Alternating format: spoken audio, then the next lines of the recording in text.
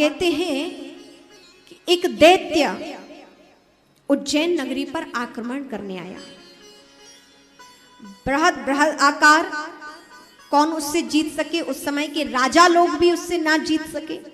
ऐसा हाहाकार त्राहिमाम चारों ओर उसने मचाई।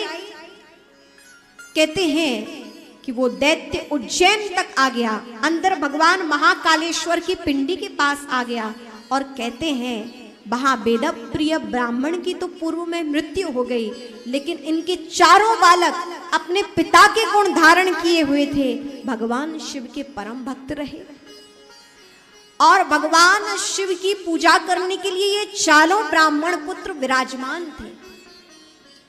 बड़े आनंद के साथ, श्रद्धा के साथ भगवान की सेवा पूजा कर रहे थे और तभी आक्रमण किया इस दैत्य ने, जिसका नाम था दूषण। और ऐसा आक्रमण किया कि चारों ओर उज्जैन की जनता में हाहाकार मच गया। सबको मारता पीटता महाकाल की नगरी में आया, स्वर्ण रजत हीरे मीरे ये सब लूटने के लिए। और कहते हैं कि वहां पर ये चारों वेदज्ञ ब्राह्मण पुत्र वहां विराजमान थे, भगवान की सेवा कर रहे थे। कहते थे कि जो भी कुछ है मेरे पिता ने कहा भगवान शिव ही है, और जिसके जीवन में भगवान शिव की भक्ति हो, भगवान शिव की कृपा हो, उसके जीवन में फिर क्या ही कहना। तो कहते हैं कि चारों ब्राह्मण पुत्र तो भगवान शिव की पूजा के लिए बैठे थे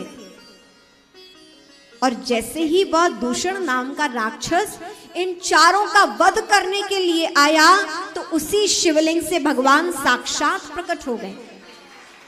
बोलिए शंकर भगवान की साक्षात प्रकट हुए और उस दूषण नाम के राक्षस का वध किया और यहाँ चारों ब्राह्मण पुत्रों की रक्षा हुई है। जैसे ही उन चारों ब्राह्मण पुत्रों ने देखा कि अभी तो यहाँ इतनी त्राहिमाम मची हुई थी, चारों ओर हाहाकार मचा हुआ था और ऐसी एक ज्योति क्या प्रकट हुई और उसी में समा गई और राक्षस यहाँ मरा पड़ा है।